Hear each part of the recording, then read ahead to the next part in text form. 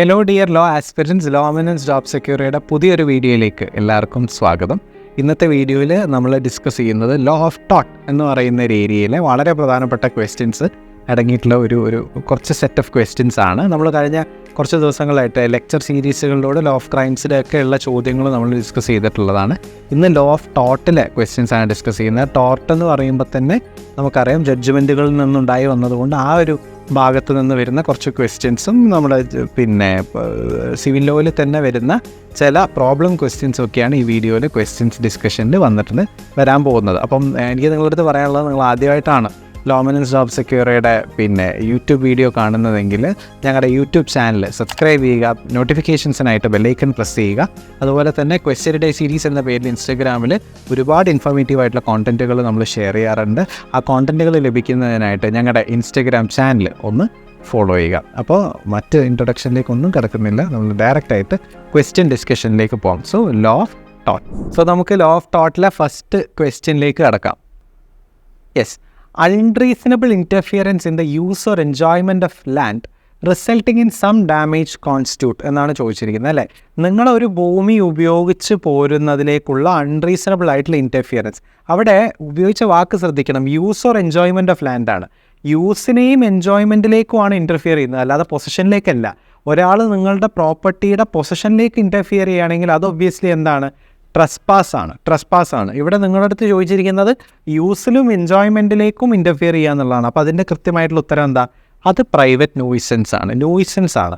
നിങ്ങളുടെ പ്രോപ്പർട്ടി, ഇപ്പോൾ for example നിങ്ങളുടെ പ്രോപ്പർട്ടി ഉപയോഗിച്ച് വരുമ്പോൾ തൊട്ടപ്പുറത്തുള്ള ആൾ ഒരു ഫാമിൽ ഒരു 200 പശുവിനെ വളർത്തുന്നുണ്ട്. ഈ 200 പശു എന്നും ചാണകം ഇടുന്നുണ്ട്. ഭയങ്കര സ്മെല്ലാണ്. നിങ്ങൾക്ക് നിങ്ങളുടെ പ്രോപ്പർട്ടി യൂസ് ചെയ്യാൻ പറ്റില്ല, കാരണം അത്ര സ്മെല്ല് അവിടെ നിന്ന് വരും. അപ്പോൾ അത് ന്യൂയിസൻസ് ആണ്.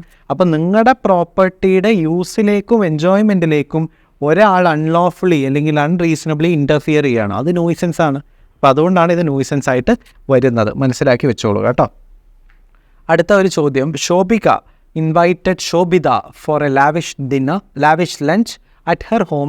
While they were having dinner, Shobhita made an unwanted comment about Shobhika's husband. ശോഭികയുടെ ഹസ്ബൻഡിനെ കുറിച്ചിട്ട് ശോഭിത ഒരു അൺവാണ്ടഡ് ആയിട്ടുള്ള ഒരു കമൻറ്റ് പറഞ്ഞു, വളരെ മോശമായിട്ടുള്ളൊരു സ്റ്റേറ്റ്മെൻറ്റ് പറഞ്ഞു.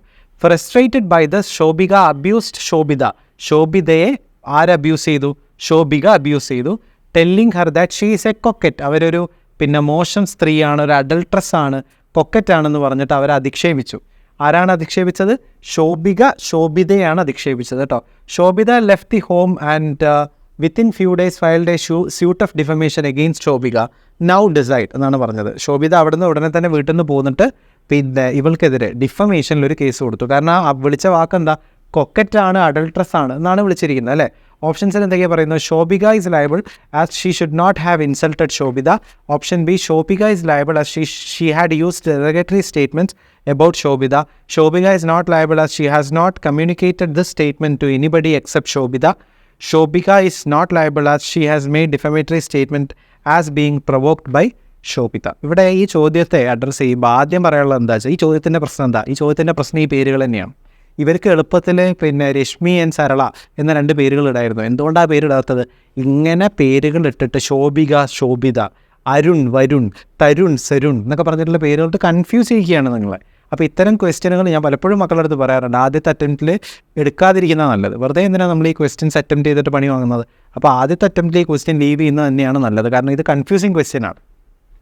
ഉത്തരത്തിലേക്ക് വരുമ്പോൾ ഇവിടെ വളരെ സിമ്പിളാണ് ഉത്തരം. ശോഭിക എന്ന് പറയുന്ന ആൾ ശോഭിതയെ അബ്യൂസ് ചെയ്യുകയാണ് അല്ലേ. തൊട്ട് മുന്നിലിരിക്കുന്ന ആൾ അബ്യൂസ് ചെയ്യാണ്. ഇത് വേറെ ആരും കേട്ടിട്ടില്ല, അവർ തമ്മിൽ മാത്രമേ കേട്ടിട്ടുള്ളൂ. മൂന്നാമതൊരാൾ കേൾക്കാതെ അവിടെ ഡിഫമേഷൻ ഉണ്ടോ? ഡിഫമേഷൻ ഇല്ല. അപ്പോൾ അതുകൊണ്ട് തന്നെ Shobhika is not liable as she has not communicated this statement to any one except Shobhita. ശോഭിതയല്ലാതെ മറ്റൊരാളും ആ സ്റ്റേറ്റ്മെൻറ്റ് കേട്ടിട്ടില്ല. അതുകൊണ്ട് അവിടെ എന്തില്ല? ഡിഫമേഷൻ ഇല്ല. വ്യക്തമാണ് എന്ന് വിശ്വസിക്കുന്നു. അടുത്ത question. The defence available for an action for defamation സ്യൂട്ടിൽ അവൈലബിൾ ആയിട്ടുള്ള ഡിഫൻസുകൾ ഏതൊക്കെയാണെന്നുള്ളതാണ് ചോദിച്ചിരിക്കുന്നത്. ഇത് മനസ്സിലാവണമെങ്കിൽ തിയറിറ്റിക്കൽ ക്ലാരിറ്റി നിങ്ങൾക്ക് വേണം. കാര്യം കോൺസെപ്റ്റ് എന്ത് എന്നുള്ളത് കൃത്യമായിട്ട് അറിയുന്ന ഒരാൾക്ക് ഡിഫൻസിൻ്റെ എക്സെപ്ഷൻ മനസ്സിലാവുള്ളൂ. അവിടെയാണ് ഞാൻ പറയുന്നത് ഒരു കോച്ചിങ് എടുക്കേണ്ട ഒരു ആവശ്യമായിട്ട് വരും. അപ്പോൾ അത്തരത്തിൽ നിങ്ങളൊരു കോച്ചിങ്ങിനെ കുറിച്ച് ചിന്തിക്കുന്നുണ്ടെങ്കിൽ ലോ എമിനൻസ് ജോബ് സെക്യൂരിറ്റിയുടെ സെക്കൻഡ് ബാച്ചിലേക്ക്, ക്രാഷ് ബാച്ചിലേക്ക് അഡ്മിഷൻസ് ഇപ്പോഴും ഓപ്പൺ ആണ്. നിങ്ങൾക്ക് ആ രീതിയിൽ ഞങ്ങളെ ബന്ധപ്പെട്ട് കഴിഞ്ഞാൽ നിങ്ങൾക്ക് അഡ്മിഷൻസ് സീക്ക് ചെയ്യാം. ഞാൻ പറഞ്ഞു വരുന്നത്, defence available for an action for defamation ആണ് ചോദിച്ചിരിക്കുന്നത്. ഡിഫമേഷൻ എന്തൊക്കെ ഡിഫെൻസുകൾ അവൈലബിൾ ആണ്? Option A truth, absence of motive, fair comment. Option B truth, statutory authority, fair comment. Option C privileges, statutory authority, fair comment. And option D justification, privileges and fair comment. The right answer is justification, privileges and fair comment. നിങ്ങൾ പറഞ്ഞ statement, നിങ്ങൾ ഒരാളെ defame ചെയ്യൂ, നിങ്ങളൊരു defamatory statement പറഞ്ഞു, പക്ഷേ ആ statement correct ആണെങ്കിൽ അത് നിങ്ങൾ ജസ്റ്റിഫൈഡ് ആണ്, നിങ്ങൾക്ക് എന്ത് ഡിഫെൻസ് പറയാം? ഞാൻ പറഞ്ഞത് സത്യമാണല്ലോ, ജസ്റ്റിഫിക്കേഷൻ ഉണ്ടല്ലോ, അപ്പോൾ അങ്ങനെ നിങ്ങൾക്കൊരു ഡിഫെൻസ് എടുക്കാം. So justification is A good defence. രണ്ടാമത്തത് പ്രിവിലേജസ്. എന്താ പ്രിവിലേജസ് എന്ന് പറഞ്ഞാൽ? നിങ്ങൾക്ക് പ്രിവിലേജ് ഉണ്ട്, അങ്ങനെ പറയാനുള്ള പ്രിവിലേജ്. ഞാൻ ക്ലാസ്സിൽ പറഞ്ഞിട്ടുണ്ടായിരുന്നു. അബ്സല്യൂട്ട് പ്രിവിലേജും ക്വാളിഫൈഡ് പ്രിവിലേജും ഒക്കെ നമ്മൾ ക്ലാസ്സിൽ ഡിസ്കസ് ചെയ്യുന്നതാണ്. അപ്പോൾ ഇത്തരത്തിലുള്ള ഒരു പ്രിവിലേജ് ഉള്ള ആളാണ് നിങ്ങളെങ്കിൽ, ഇപ്പോൾ എം പിമാർക്ക് പാർലമെൻറ്റിൽ പറയുന്നതിന് പ്രിവിലേജ് ഉണ്ട്, ജഡ്ജിന് കോടതിയിൽ പറയുന്നതിന് പ്രിവിലേജ് ഉണ്ട്. അപ്പോൾ പ്രിവിലേജ് ഉള്ള ഒരാളാണ് നിങ്ങളെങ്കിൽ നിങ്ങൾക്കത് ഡിഫെൻസ് ആയിട്ട് പറയാം. മൂന്നാമത്തത് ഫെയർ കമൻറ്റ്. നിങ്ങൾ പറഞ്ഞതൊരു ഫെയർ കമൻറ്റ് ആണെങ്കിൽ, സത്യമുള്ള ഫെയർ അല്ലെങ്കിൽ ഫെയർ ആയിട്ടുള്ളൊരു കമൻറ്റ് പറയുക മാത്രമാണ് നിങ്ങൾ ചെയ്തിട്ടുള്ളത്, ആരെയും ഡിഫെയിം ചെയ്യാൻ നിങ്ങൾ ഉദ്ദേശിച്ചിട്ടില്ല എന്നുണ്ടെങ്കിൽ അത് നിങ്ങൾക്ക് എന്തായിട്ട് പറയാം? ഡിഫെൻസ് ആയിട്ട് പറയാം. ഡിഫെൻസ് ആയിട്ട് പറയാം. മനസ്സിലാക്കി വെച്ചോളൂ കേട്ടോ. അപ്പോൾ ഇത്തരത്തിൽ പ്രധാനമായിട്ടും justifications, privileges and fair comment എന്നുള്ളതാണ് ഡിഫെൻസ് ആയിട്ട് അവൈലബിൾ ആയിട്ടുള്ളത്. The maxim ubi jus ibi remedium means where there is a right there is a remedy എന്നാണ് ഇതിൻ്റെ അർത്ഥം എന്ന് പല പുസ്തകങ്ങളിലും പറയാറുണ്ട്. പക്ഷേ ഇവിടെ ഓപ്ഷൻസിൽ അതുണ്ടോ നോക്കാം.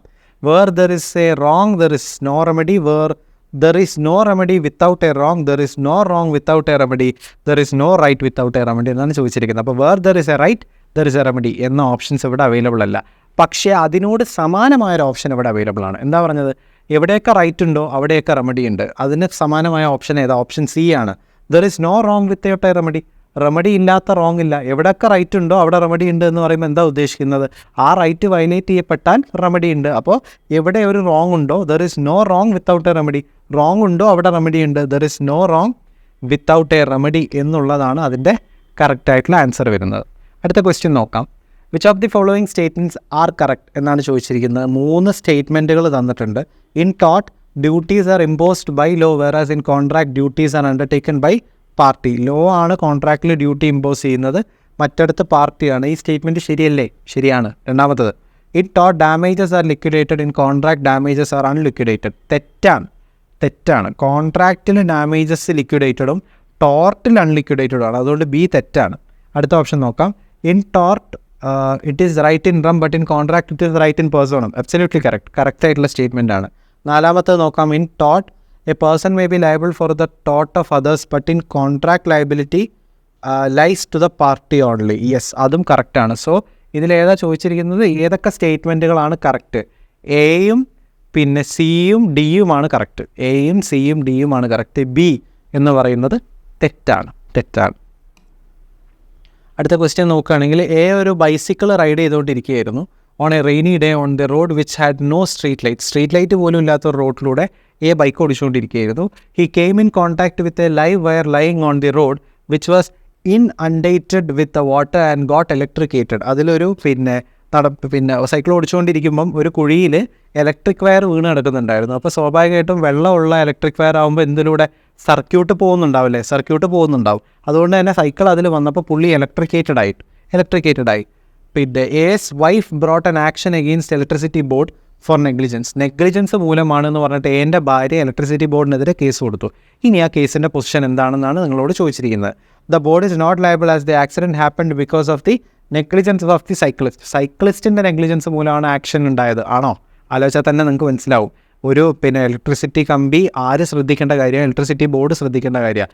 അവർ ശ്രദ്ധിക്കാത്തത് കൊണ്ടാണ് പരിക്ക് പറ്റിയത്. അപ്പോൾ എന്തായാലും എ അല്ല. മറ്റ് ഓപ്ഷൻസുകളൊക്കെ നമുക്ക് എലിമിനേറ്റ് ചെയ്യാം. കറക്റ്റായിട്ടുള്ള ആൻസറിലേക്ക് നമുക്ക് വരാം. The board is liable. Board liable ആണ്. As supplying electricity is an inherently dangerous act and as such the board is absolutely liable. അതുകൊണ്ട് ബോർഡിന് എന്തുണ്ട്? അബ്സല്യൂട്ട് ലയബിലിറ്റി ഉണ്ട്. When 2 or more persons commit a tort acting in furtherance of a common design, they are called as. 2 ആളുകൾ ഒരു common ഡിസൈൻ്റെ അടിസ്ഥാനത്തിൽ, ഇപ്പം ഞാനും നിങ്ങളും കൂടി ചേർന്നിട്ട് ഒരു ഡിഫമേഷൻ ചെയ്യുകയാണെങ്കിൽ, ഞാനും നിങ്ങളും കൂടി ചേർന്നിട്ട് ഒരു നെഗ്ലിജൻ്റ് ആക്ട് ചെയ്യുകയാണെങ്കിൽ അവിടെ നമ്മളെ എന്താണ് വിളിക്കുക എന്നാണ് ചോദിച്ചിരിക്കുന്നത്. ഉത്തരം വളരെ സിമ്പിളാണ്. ജോയിൻറ്റ് ടോർട്ട് ഫീസേഴ്സ് എന്നാണ് വിളിക്കുക. ജോയിൻറ്റ്, 2 പേരും കൂടി ചേർന്നിട്ടാണ് ടോർട്ട് കമ്മിറ്റ് ചെയ്യുന്നത്. ഒരാൾ ഒറ്റയ്ക്ക് ടോർട്ട് കമ്മിറ്റ് ചെയ്യുകയാണെങ്കിൽ അയാളെ ഇൻഡിപെൻഡൻറ്റ് ടോർട്ട് ഫീസർ എന്നാണ് നമ്മൾ വിളിക്കുക. യെസ്, അപ്പോൾ ലോ ഓഫ് തോട്ട്സ് എന്ന് പറയുന്ന ഏരിയയിൽ വരുന്ന വളരെ പ്രധാനപ്പെട്ട കുറേ ക്വസ്റ്റ്യൻസ് നമ്മൾ ഡിസ്കസ് ചെയ്ത് ഈ ചോദ്യങ്ങളൊക്കെ മുൻ വർഷത്തിൽ വന്നിട്ടുള്ളതും ഈ വർഷം വരാൻ സാധ്യതയുള്ളതുമാണ്. അപ്പോൾ ഈ ഒരു രീതിയിൽ തന്നെ ആ ഒരു ടോപ്പിക്കിനെ അതിൻ്റെ പ്രാധാന്യത്തോട് കൂടി ഇപ്പോൾ കുസാറ്റിലേക്കൊക്കെ വരികയാണെങ്കിൽ ഒരുപാട് ക്വസ്റ്റ്യൻസ് ഈ ഒരു ഏരിയയിൽ നിന്ന് വരാറുണ്ട്, ടോട്ടിൻ്റെ ഏരിയയിൽ നിന്ന് വരാറുണ്ട്, ക്ലീയിലേക്ക് നോക്കുകയാണെങ്കിലും വരാറുണ്ട്. അപ്പോൾ ആ ഒരു പ്രാധാന്യത്തോട് കൂടി തന്നെ ആ ഒരു ഏരിയയെ നോക്കിപ്പോകണം. അപ്പോൾ ഇന്നത്തെ വീഡിയോയിൽ നമ്മൾ ഡിസ്കസ് ചെയ്തത് ലോ ഓഫ് തോട്ട് എന്ന് പറയുന്ന ഏരിയയിലുള്ള വളരെ പ്രധാനപ്പെട്ട ചോദ്യങ്ങൾ മാത്രമാണ്. ഇതിനൊരു സെക്കൻഡ് പാർട്ടും കൂടിയുണ്ട്. ഉടനെ തന്നെ ആ ഒരു വീഡിയോയും കൂടി ലോമിനൻസ് ജോബ് സെക്യൂരിറ്റിയുടെ യൂട്യൂബ് ചാനലിൽ വരും. അത് നിങ്ങൾക്ക് കാണാൻ പറ്റും. അപ്പോൾ ഒരു 10-30 ക്വസ്റ്റ്യൻസിൻ്റെ അടുത്ത് നമ്മളൊരു ഡിസ്കഷൻ യൂട്യൂബിലൂടെ നിങ്ങൾക്ക് വേണ്ടിയിട്ട്, നിങ്ങളുടെ തയ്യാറെടുപ്പുകൾക്ക് വേണ്ടിയിട്ട് നടത്തുകയാണ്. എനിക്ക് നിങ്ങളുടെ അടുത്ത് പറയാനുള്ളത്, നിങ്ങൾ ആദ്യമായിട്ടാണ് ലോമിനൻസ് ജോബ് സെക്യൂരിറ്റിയുടെ യൂട്യൂബ് ചാനൽ കാണുന്നതെങ്കിൽ ഞങ്ങളുടെ യൂട്യൂബ് ചാനൽ സബ്സ്ക്രൈബ് ചെയ്യുക. നോട്ടിഫിക്കേഷൻസിനായിട്ട് നിങ്ങൾക്ക് ബെല്ലൈക്കൺ പ്രസ് ചെയ്യാം. അതുപോലെ തന്നെ ഇൻസ്റ്റാഗ്രാം ഹാൻഡിലൂടെ ലോമിനൻസ് ജോബ് സെക്യൂർ ഒരുപാട് കോണ്ടൻറ്റുകൾ പുറത്ത് കുട്ടികൾക്ക് പഠിക്കാൻ വേണ്ടിയിട്ട് കൊടുക്കുന്നുണ്ട്. ഫ്രീ ഓഫ് കോസ്റ്റിന് നിങ്ങൾക്ക് അത് ആക്സസ് ചെയ്യാം. അതിനായിട്ട് നിങ്ങൾ എന്ത് ചെയ്താൽ മതി, ലോമിനൻസ് ജോബ് സെക്യൂരിറ്റിയുടെ ഇൻസ്റ്റാഗ്രാം ഹാൻഡിൽ ഫോളോ ചെയ്താൽ മതി. നിങ്ങൾക്ക് ആർക്കെങ്കിലും ഒരു സിസ്റ്റമാറ്റിക് പ്രിപ്പറേഷനോ ഒരു ഗൈഡൻസോ ഒരു കോച്ചിൻ്റെ സഹായമോ ആവശ്യമാണെങ്കിൽ നിങ്ങൾക്ക് ഏത് സമയത്തും ലോമിനൻസ് ജോബ് സെക്യൂരിറ്റി ബന്ധപ്പെടുന്നതിനായി താഴെ കൊടുത്തിരിക്കുന്ന നമ്പറിൽ നിങ്ങൾക്ക് വിളിക്കാം. ഞങ്ങളുടെ സെക്കൻഡ് ക്രാഷ് ബാച്ചിലേക്കുള്ള അഡ്മിഷൻസ് ഇപ്പോഴും ഓപ്പൺ ആണ്. നിങ്ങൾക്ക് ആർക്ക് വേണമെങ്കിലും സെക്കൻഡ് ബാച്ചിൽ ജോയിൻ ചെയ്യാം. സോ ഇനി ഒരു പുതിയ വീഡിയോയുമായിട്ട് ലോ ഓഫ് തോട്ടിൻ്റെ സെക്കൻഡ് പാർട്ടുമായിട്ട് നിങ്ങളുമായിട്ട് സംവദിക്കും വരെ കാണാം.